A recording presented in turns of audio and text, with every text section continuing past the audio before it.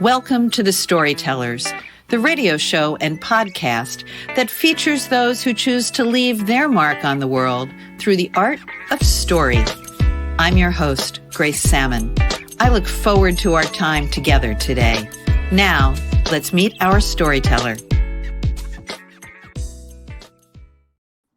Welcome to episode 83 of The Storytellers with my guest today, Marta Kauffman. She's a writer, a producer.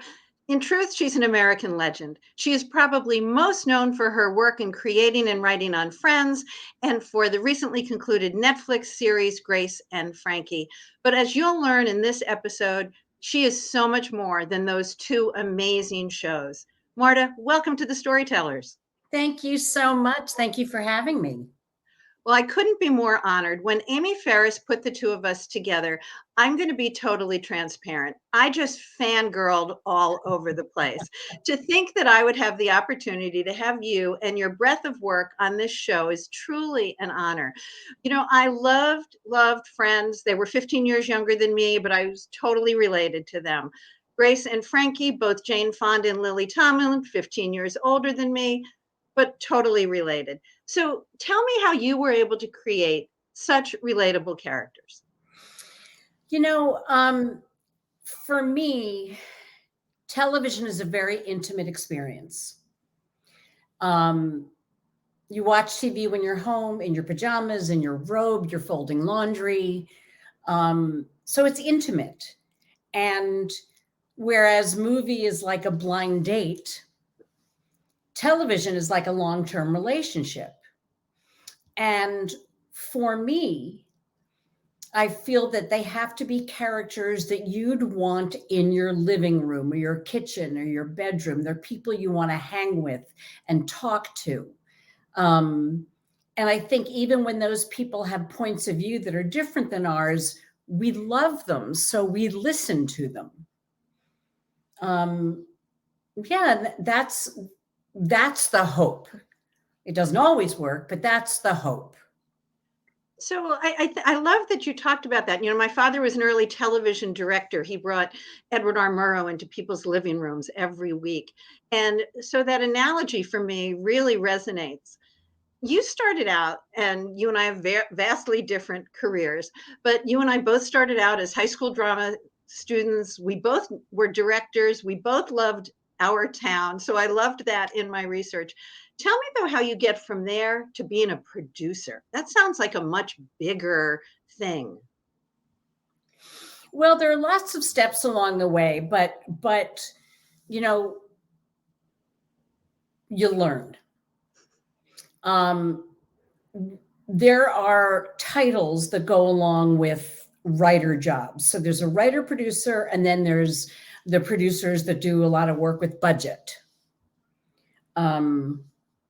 Budget is not my thing. Budget is not my thing. I don't even understand the programs they use for budget. It's something I read and have input on. My thing is the creative producing. And when you love your characters and you know your characters, the creative producing is just one more element of how to imagine the character or where they live or what they would wear, what purse they would carry. And it's all about staying true to whatever the script or the show dictates. So in the production process that you're involved in, I always think of the producer as kind of the puppet master god who gets to control many aspects of the show. Could you talk a little bit about what your role is in all of that? As a showrunner, and as a creator of the show, I did that with Howard J. Morris. We have the final word. We collaborate with the rest of our team. We talk to the costume designer about, characters and what we imagine for them. We talk to the set designers and the production designers and the props people. And our input is, well, it has tentacles. The trick is, you hire people for a reason. So their input is also incredibly important. So a costume designer has an idea. It may be completely different from mine, but it may be better. I think a good producer hears that and knows how to encourage the team that you pulled together. I think a producer also knows her crew. And that's something you learn by being on the stage every day. And for me, these are all pieces of being a writer and then being a showrunner. The line producer and the producer who do all the money stuff, they have a lot of suggestions. They keep us on budget, but don't have the final answer. Do you have a favorite aspect of your job?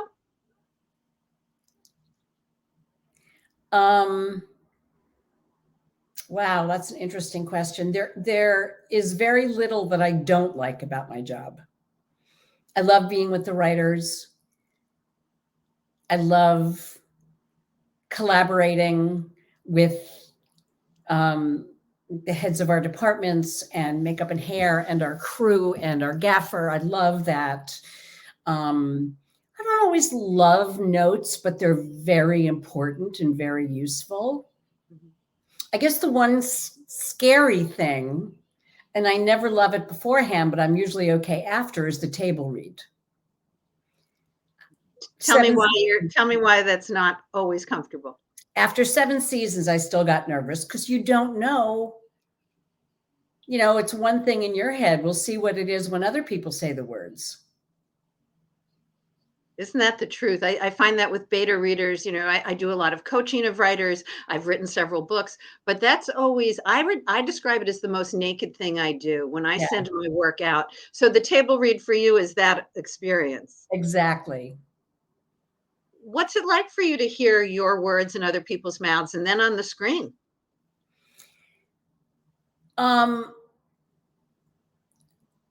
My favorite part of that, and it happens very, very, very often if it's cast well, is when actors elevate the material. When they make it better than what you even thought it could be. And that happens very often when you have a good cast. And you have had obviously stellar casts. Extraordinary casts. I'd like to talk to you a little bit about being a woman in this work and a woman that is aging. I think we have all cringed, and I don't want to beat up poor Don Lemon over his women not in their prime anymore. But I think we all cringed at that comment, and you and I are of that age. You're a few years younger than I am. Could you talk a little bit about growing up in this industry and what's it still like for women? Sure. I have a lot of stories about that. We're on the Storytellers. You can go for it. Okay. When we were doing Friends, well, let me back up before then. I had, David Crane and I were writing a movie. And there was a producer who was quite annoying, but we dealt with him. And he was in town and we were supposed to have breakfast, but I had to have what turned out to be a benign tumor removed from my breast. So I couldn't make the meeting. So David is sitting with the producer and the producer says about the script, it needs more TNA.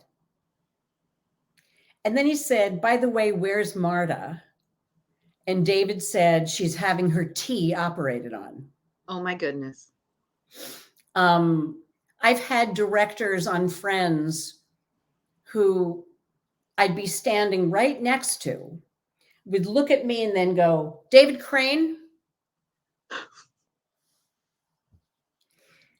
The head of NBC, when we were doing the pilot of Friends, felt that Monica deserved what she got by sleeping with a man on the first date. Okay. Oh, there was fire coming out of my nose.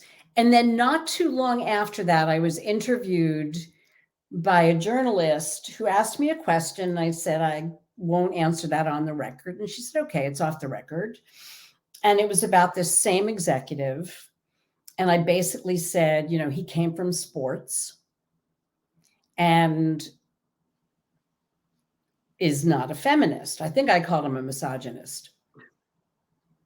Well, she printed it. And he was very upset. So I sent him a basket of things to help him get in touch with his feminine side. Tampons, pantyhose, dry shampoo. I mean, you name it. I put a bunch of stuff in there. I love it. And in response, he sent me a Harley Davidson leather jacket. Perfect. But to get back to your question. Yes. Even in the friend's room, there was misogyny that I had to curb. You know, it's systemic. I'd say at this point, partly because the industry has changed, not completely, but it's evolving. I don't get too much of that anymore. Also, I'm more established. So I don't think that is in play as much as it was, but I hear stories all the time that it isn't good enough. Well, and I want to get us back to it's not good enough in a minute, but I'm both encouraged by what you say, that it's not as prevalent, perhaps. But I also think that part of what you're saying is the wisdom you have earned and gained in this industry. I find that very much for myself. I feel more empowered. I feel smarter. I feel less of all the screwed up things that I did when I was younger. So I love being able to talk with my contemporaries like yourself, and role models, quite honestly, but as you are. And I want to switch just for a minute to the things that I didn't know about you, which was the breadth of your work as a documentarian.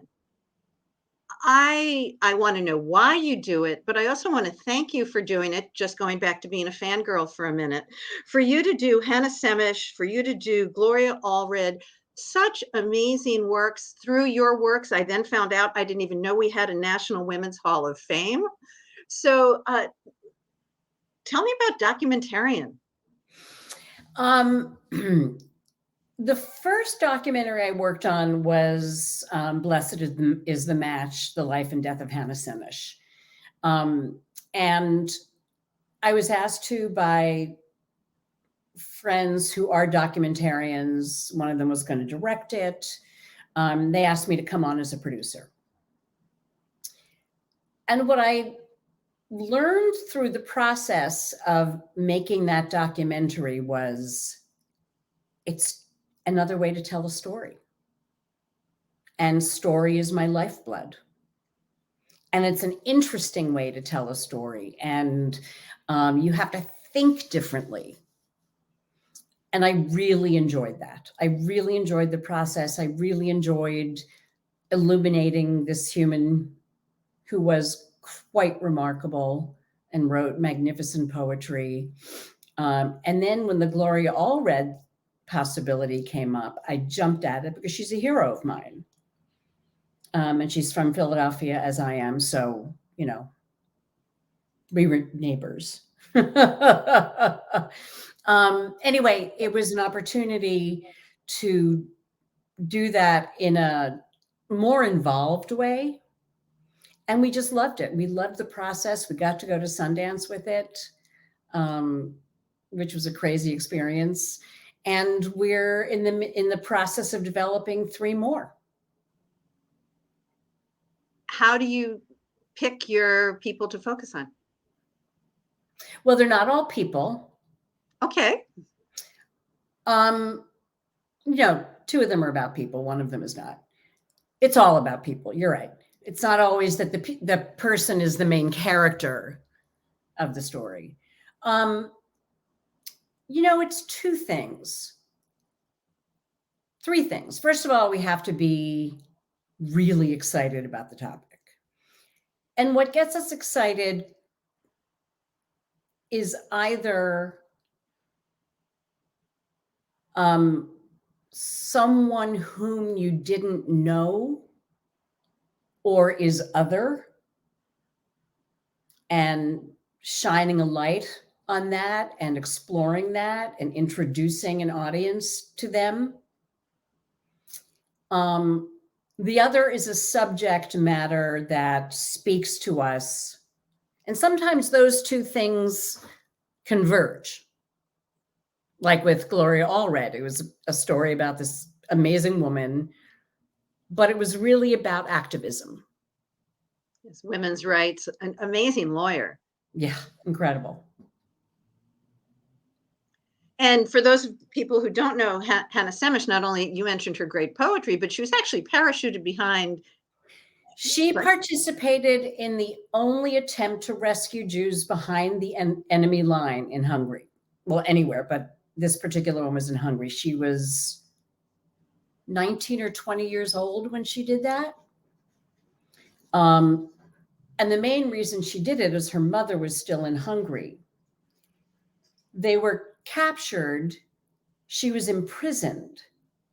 Her mother was arrested, and they were in a prison across a courtyard from each other. So they couldn't speak, but they could see each other across the courtyard. And it was an amazing story about this woman and her bravery and her ultimate execution. Thank you for bringing so many of these things to light. The Storytellers is very much about leaving people who leave their mark on the world through the art of story. And you talked about storytelling being your life, and we talked a little bit about how we learn as we go. You had a very interesting experience after George Floyd's murder. And you made an amazing contribution to your alma mater, Brandeis University. Would you talk about that, please? Sure. And for many years, I got to start with George Floyd. What happened to George Floyd and the aftermath shook me to my core. Shook me to my core. I always knew there was racism. I always said I wasn't a racist. And I was at the same time not an anti-racist, which is a term that I really learned about recently. People had been for a long time saying that there were no white people on Friends. I mean, no Black on Friends. Mm-hmm. And for a long time, what I said to myself was, well, it was a time when there were very few Black people. There were a million. Seinfeld was another show that was all white people. And as I thought about it, what I began to realize is that wasn't about simply that's the way things were. And geez, hindsight is 2020, and I wish I knew then what I know now. What it indicated to me was that I had internalized systemic racism. Didn't realize it.